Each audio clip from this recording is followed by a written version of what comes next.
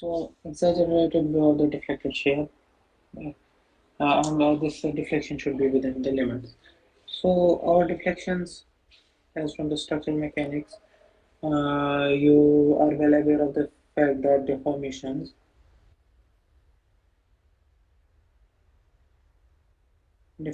can be either elastic deformation,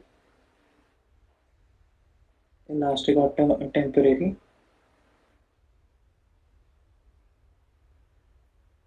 and another deformation class is plastic deformations, plastic or permanent.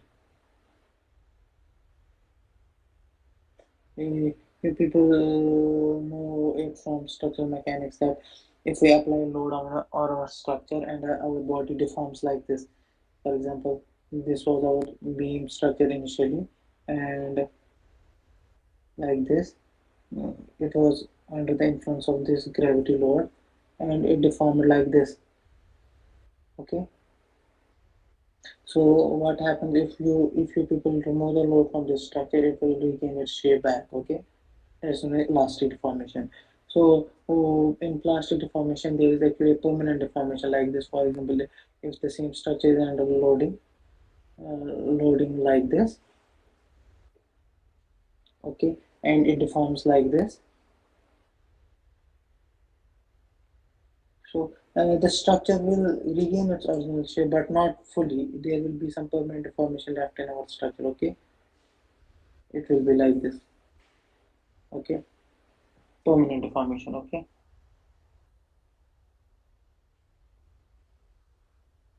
Deformation. So in this course, we will be studying the deformation of the beam, and those deformations are within elastic limits. Okay.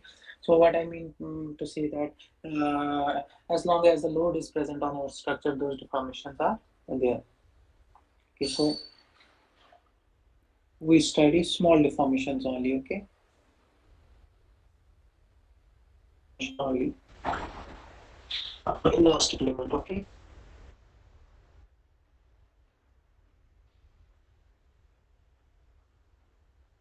And what happens in this elastic limit is we assume that there is a linear relationship between the applied load and the deformation producer. That is, P is directly proportional to delta.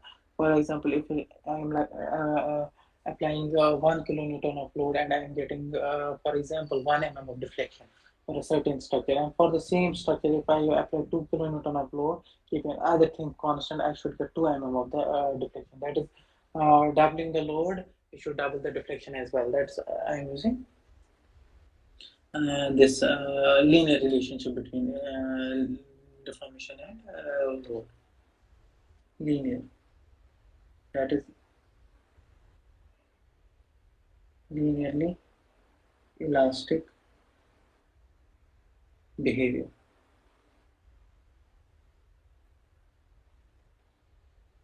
I'm just doing linearly elastic behavior. Okay. So I hope this point is clear to you.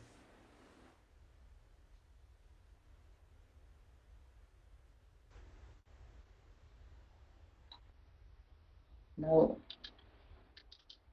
going forward,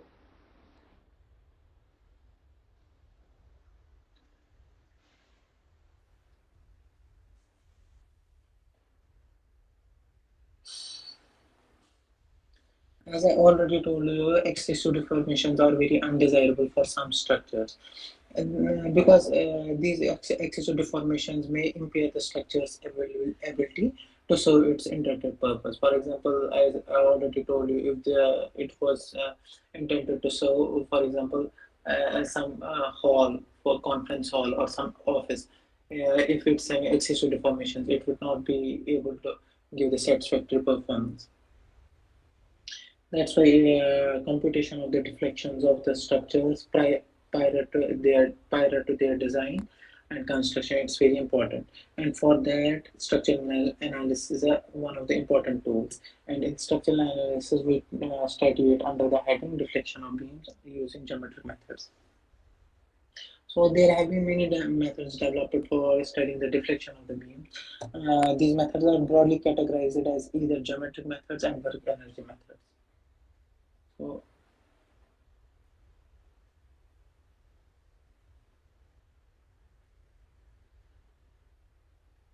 deflection of beams,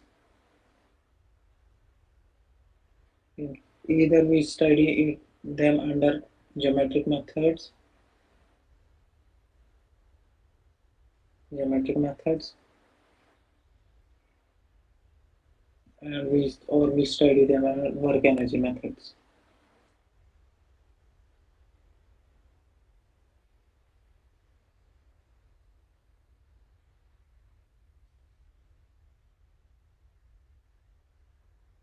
Okay.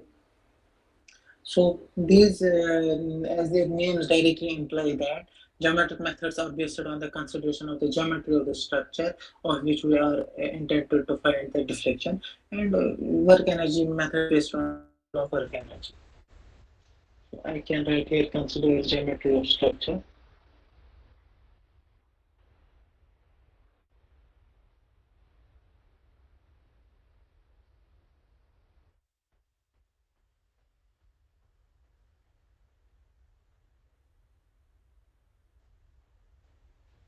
I can write here uses work energy principles.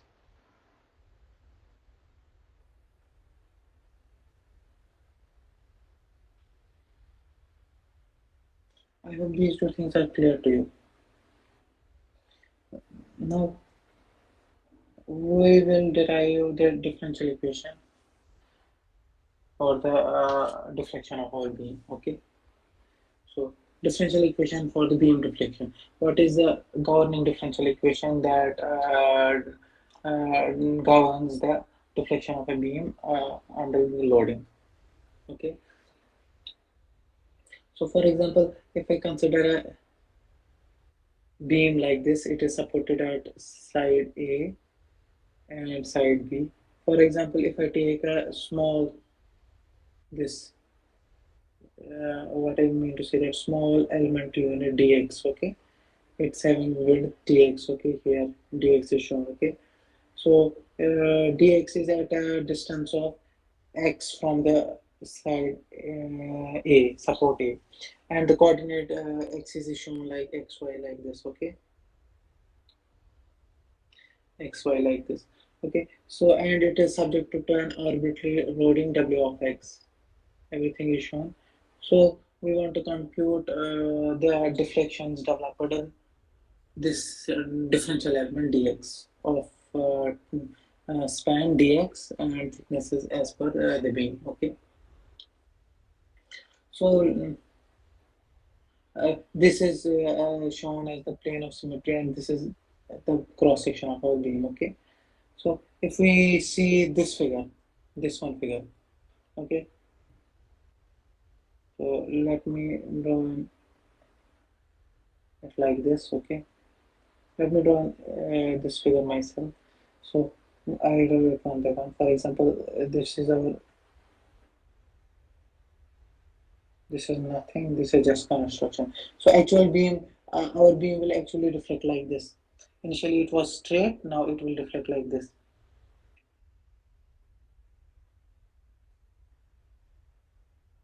So it was initially like this. It will now elongate a little bit.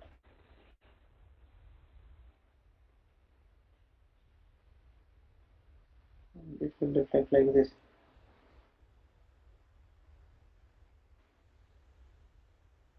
Okay. I hope this thing is clear to you guys.